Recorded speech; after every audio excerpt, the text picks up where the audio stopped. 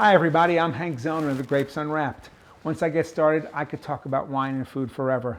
But life doesn't always give us that much free time, so I've created Hank's Wine Shorts. Little videos where I can introduce you to good wine, good food, good people, good places, and good things.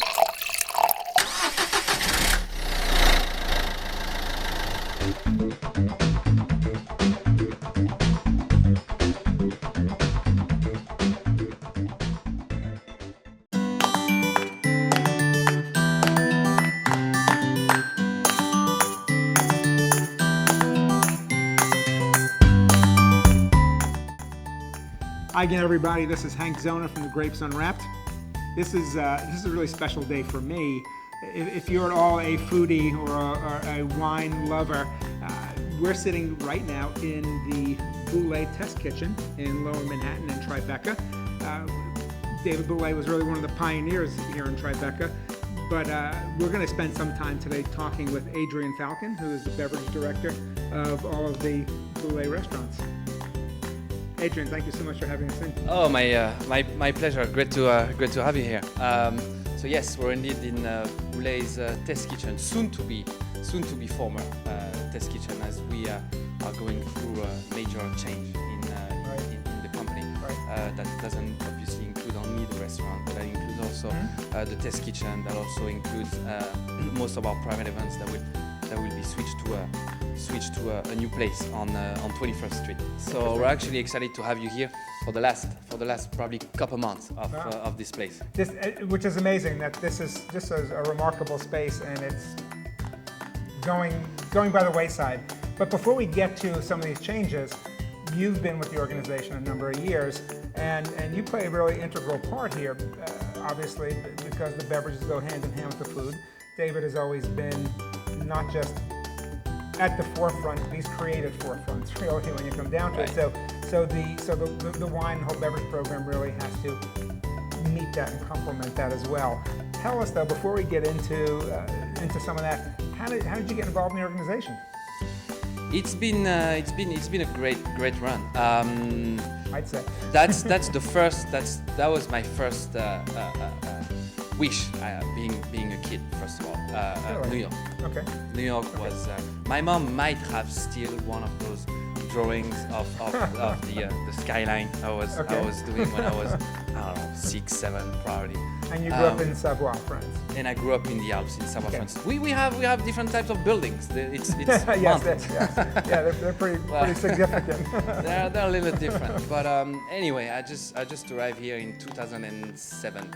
At 21 years old, and David was the first to open his door to me, and I was a young sommelier. I was out of Paris, and I said I really want to have that American experience, which I was considering at first as simply an experience and not a project of life. This is a happy wine, it's fresh, it's soft, it's somewhat easy drinking, but has enough richness and consistency to actually make it a very serious wine. So let's cheers to happiness. Cheers to happiness, exactly.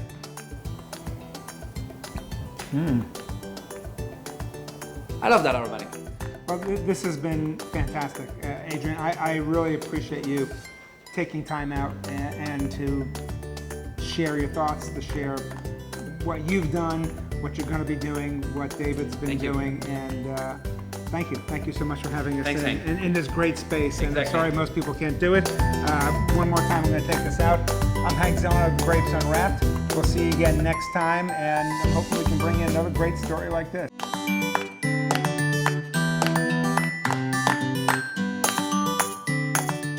again, everybody. This is Hank Zoner of the Grapes Unwrapped. We're coming to you today from Hamburg, New Jersey, specifically Crystal Springs Resort and the restaurant Latour. And I'm with Suzanne Wagner. Suzanne is a sommelier here. Suzanne, thanks for having us in today. My pleasure. No, thank you. This is going to be really great because one of the things we wanted to do was come up here and see this spectacular wine collection here, which is one of the largest in the United States. And you're the person who oversees this on a daily basis. And I think that's pretty cool, and I think by the end of this, most people are going to think it is too. Yes. So how long have you been here? at Restaurant Latour? I've opened Restaurant Latour 12 years ago. Ah. So I've been with Crystal Springs for 14 years now. Latour opened 12 years ago. And while I was waiting for Restaurant Latour to open, Jean Mulvihill decided to build a wine cellar 4 flights below us, literally in the cellar. And I was asked to help the wine director at the time. So I said yes, because at that time I had time. And I haven't left the cellar since. So, Well, it's a great place to not have to leave. It really is spectacular, as we'll see soon. The restaurant grew out of the resort and out of Jean's wine collection, if I'm not mistaken, right? that's right, yes. He built a clubhouse 15 years ago. 14 years ago he decided to build the wine cellar. And then about 13 years ago he said, well, the wine cellar is really taking on a nice shape, so we really should have a fine dining restaurant to offer the wines we have in the cellar.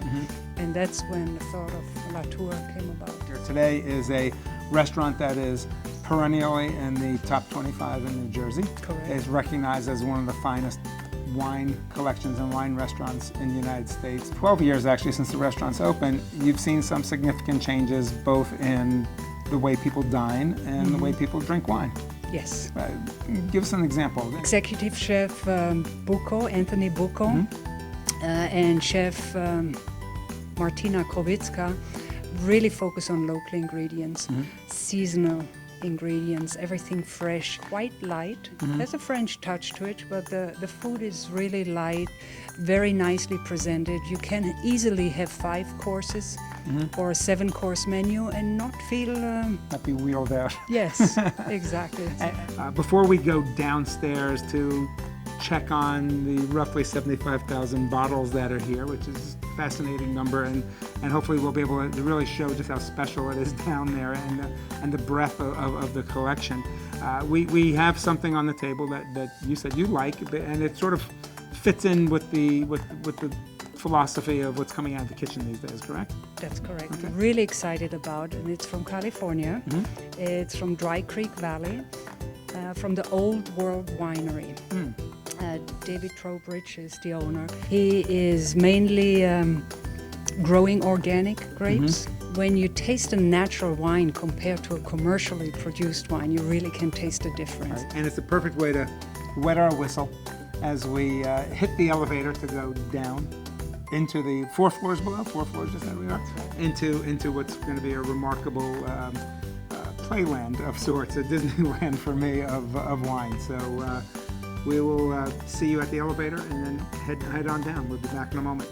So Suzanne, we are in, this is really the heart of the collection. This is the Bordeaux room. And just to let you all know, there's a tour that's done here every day at 3 o'clock for any guests on the property. But they get to come along the outside. I'm the lucky guy who gets to actually come inside here. I'm afraid to touch anything. It's a bed of magnums of a who's who of Bordeaux. And you said that you refer to this as? My nursery. Your nursery. Yes. They just lay here like babies. Don't say a word. They're beautiful babies. They're very well-bred babies. Yes, they are. This is really as good as it gets. It's a who's who of Bordeaux's finest. Part of the collection, isn't it? It started, Jean was a big Bordeaux collector. Jean loved his Bordeaux. That's really what he appreciated the most. And we have 50 of them. 50. So the 50 Imperials alone are worth over $1 million currently. That's why I'm not touching any of these bottles, by the way. Let's move on to the next room. So thank you. Thank you so much for having us. My pleasure. Cheers. Cheers to you. You're welcome back anytime. Thank you. I like hearing that. I don't hear that from a lot of my friends.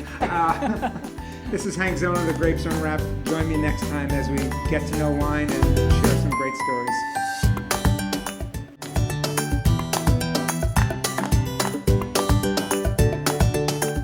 It's big, it's huge, but it's, you know, it's the biggest market in the world. That's what people don't know. People don't understand. So biggest market in the world is. Biggest market in the world. Give me some numbers. Well, How much business gets done out of here every year? 2.5 billion. Only 2.5 billion? 2.5 Okay. billion. All right. And and it's and you know, don't forget we have 22 million people in the immediate area. You Yeah, know, so this isn't just New York City, it's really the metro area. employs about 10,000 people. Wow, This 10,000 market. people. Yeah, about 10,000 people employed. So I mean, listen to me, and it's family for me now. You know. Hi again, everybody. This is Hank Zoner of the Grapes Unwrapped.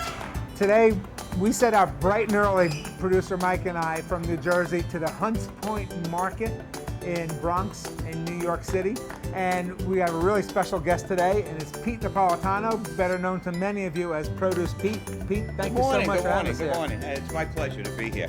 You know, so today I'm at Catsman Produce in the Hunts Point Market. A friend of my family's for over 50 years, and this company has, I used to buy from them, and now I work a couple of days a week. You know, I keep myself busy, you know what I mean? Working a couple of days a week. That's great. So this is unusual. A lot of times when I have a guest on, it's somebody who's not really been in front of a camera before, and I have to walk them through that. This morning I'm learning a bit from you how to be in front of a camera. You've been doing this for a while, haven't you? Yeah, well, I started about 30 years ago. A woman walked in my store. I had a retail store in Bergenfield, New Jersey, and a woman walked in my store and said, "I'd like to put you on television. You sound very interested." I was talking to a customer, and I said, "You know what? Thank you very much, but no." That's how smart I was, you know. She called back about 25, 30 times, and I kept telling her, "No, no, no, no, no." One day, I came back from the market. My wife said, "Go home and change. They're coming to pick you up in a car." I said, "Why?" She goes, "You're going to be on television." I said, "I told them no 30 times." She goes, "It'll be good for business." Well, you know what? All the success that I've had in television, my wife takes full advantage of, because she's the one who said, "I put you there." And she's absolutely right. She made you. If it wasn't for her, I never would have been on it and I never would have done it. So, you know, and I went on a local show, did it. By 1992, NBC saw me, signed me, and I've been at NBC for 25 years, which is a miracle. So, And it's been interesting because in 25, 30 years, people out there are much more interested in learning. They don't just want to eat their food, they want to know about it, don't they? you know what they do is they put you in a certain zone of people that watch you. At one time, Produce Pete was 59 to 72. That was the age group. Now Produce Pete is 19 to 30. Now why? Because people are at the gym, people are there, people are more health conscious and stuff like that. So, as I always do, I bring things back around to wine.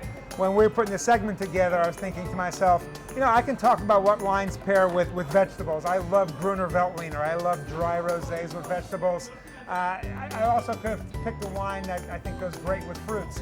Moscato d'Asti is to me, a great fruit wine. But I'm doing something a little bit different today. Pete's a special guest, so I wanted to pick out a special wine. I'm pairing my wine today to my guest, not to the food. To the region. To the region. Pete is Napolitano. He's Napolitan.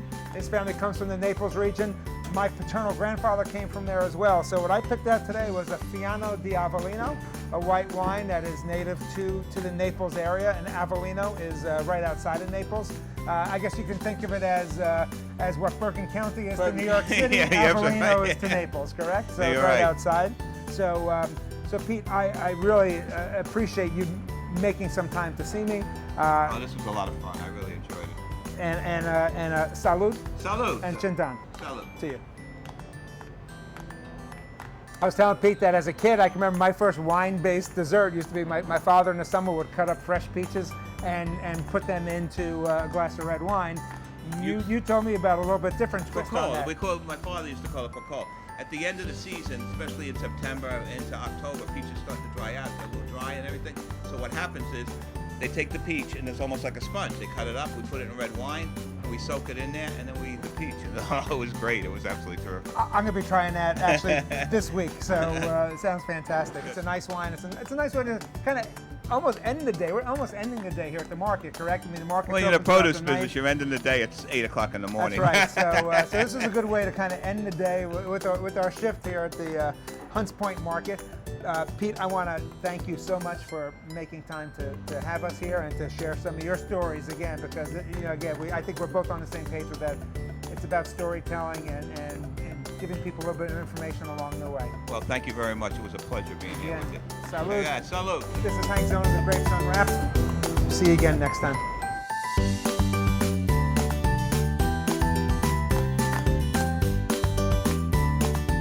Produce is meant to be eaten, not stored. Supply, demand equals price. And the less anything travels, the better it is. Food and memory, memory and food. Maturity is the key to anything in produce. And every night when I go to bed, when I wake up in the morning, all night long, I'm dreaming, I'm putting tomatoes up, I'm putting this up. Because for somebody who worked like a dog your whole life, that would have been a nightmare. I said to her, no, it was my life. And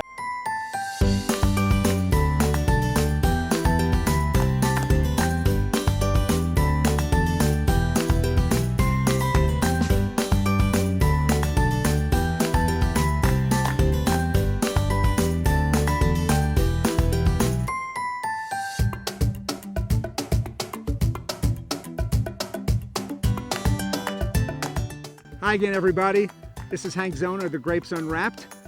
It's a beautiful summer day, actually probably one of the hottest summer days of the year, so I thought that'd be a great day to come to a water buffalo farm here in New Jersey, in western New Jersey, in Asbury. So I'm going to say it right now, greetings from Asbury, New Jersey and Riverine Ranch.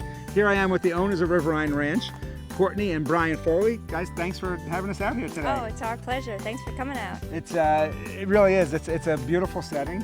You are raising water buffalo We are. in New Jersey. As crazy as it sounds, we are. They're not native to New Jersey, are they? No, originally they're native to Asia. And you're not native to New Jersey. No, originally I'm native to Long Island. Native to Long Island. So we're going to talk a little bit more as we go on this morning to hear Courtney and Brian's story and how they came to be here in western New Jersey and raising water buffalo for cheese and Meat. meat. Be back in a moment.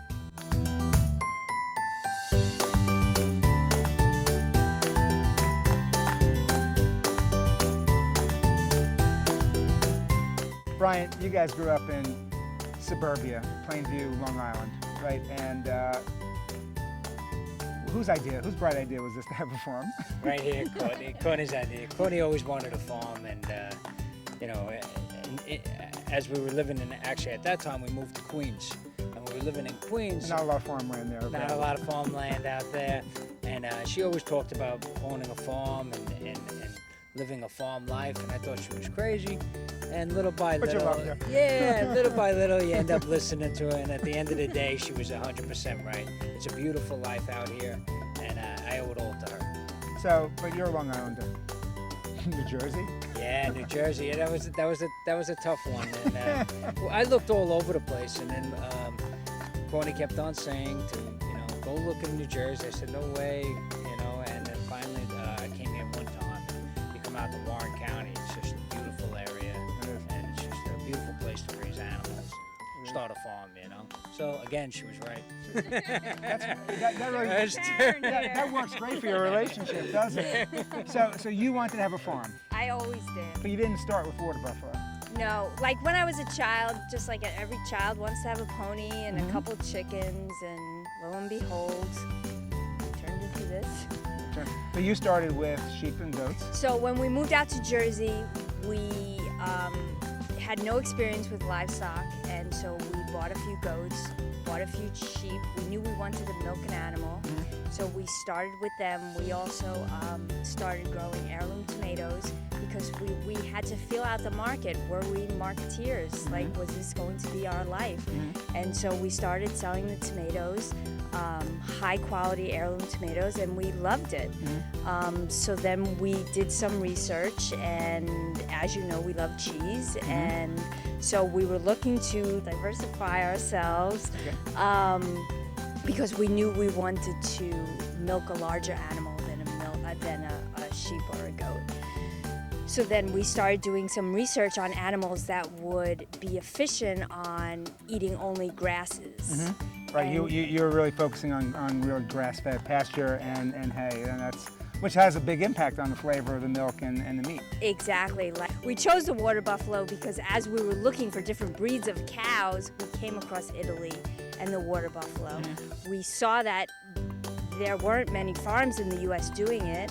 We said, hey, this might be a great idea. This is my first ever glass of water buffalo milk. So, but this reminds me that when I was a kid, when I used to drink milk out of those Flintstone jelly jars, the Welch's jelly jars. And even though there's no Flintstone characters on here, I'll salute Fred and Barney, who also were members of the Royal Order of Water Buffaloes.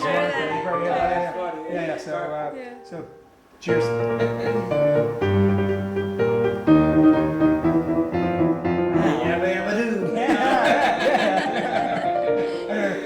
stop my car with my bare feet now. I'm in an alleyway in Elizabeth, New Jersey, and I'm gonna be honest with you. If you're in an alley somewhere, it's usually not a good sign, but this is the type of alley that when people walk down this alley, they get pretty excited because this is the alley leading to the door right back there, as you see, where it says enter, to Al Santillo's Brick Oven Pizzeria, which is arguably the best pizza in New Jersey, in the New York metropolitan area. They've been doing it this way, the right way, and when you hear from Al, for decades and decades. A business that started with his grandfather as a baker, passed down to his father, and now to Al himself. So we're gonna go inside, spend some time with Al, and really, I suspect it's gonna be pretty amusing. So come on in with me. There's not a lot of room, but there's an awful lot of flavor in there. And that's not just the pizza, you get a lot of original flavor from Al, the owner himself, too. See you in a moment. Hi again, everybody. This is Hank Zoner of the Grapes Unwrapped. If you live in New Jersey, you eat pizza. And if you want to eat really good pizza, probably the best pizza in New Jersey, arguably, you've come to Santillo's Brick Oven Pizza in Elizabeth. I'm here with the owner, the master, Al Santillo. Al, thanks for having us in. Well, thank you for coming. We appreciate it. It's you've been doing this for a while, a few years, right? I was born here. You were born here. You grew up in this building. In this very building, I've been here since I was born. Now, what's really interesting, as we were talking beforehand about your story, is you're not a pizza making family. You're a bread making family. So you came to this originally from bread making. Correct. So you like to think that it's a little bit different approach than maybe a lot of places out there have. I consider myself a bread baker that makes pizza. Okay, and by most people's standards, really, really good pizza. You've won a few awards over the years. That's right. I think we know what we're doing. You got it down pat by now.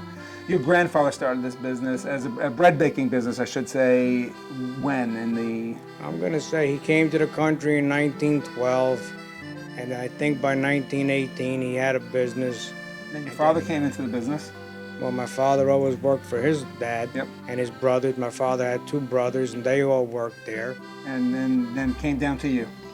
Well, my father started at this location in 1957. Thing is, they were crazy about this brick oven because everybody wanted their bread and pizza cooked in a brick oven because they thought it was healthy. They didn't want metal oven, which they considered metal mouth. Interesting. Well, this oven was built between 1909 and 1912. Took 3 years to build the oven. What you got going for you is that I'm over here buying all the ingredients. But this pizza that I'm making, yeah, I made the dough. You grated that cheese. I grated the cheese. And these tomatoes, the reason I'm making this is a nice pizza to have right now. These are some of the best tomatoes that I had over here in years and years. So you use these same San Marzanos for all your sauces, or? No, if you look in here, this pizza sauce that I have. Gotcha. This is the best pizza sauce that you're gonna get too. You see how beautiful it looks? It really is a nice, rich, dark color. And see the consistency? I'm not going to ask you what you put in there, because you're not going to tell me. Yeah. I'm in a lot of trouble to get this oregano too.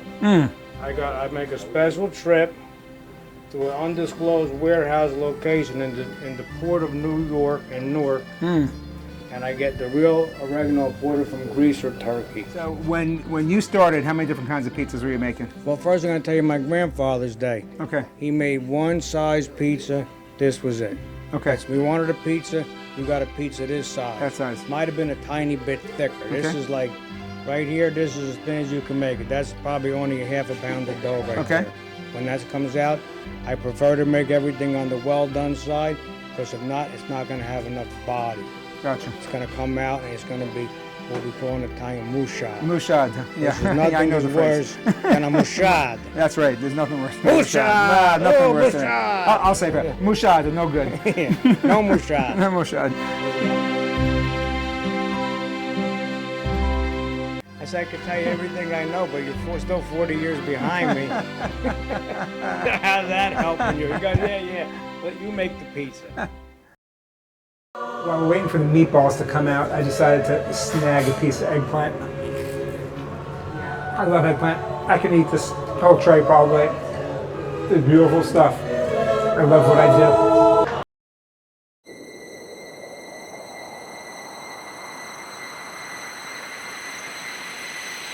basil. Do you ever use basil?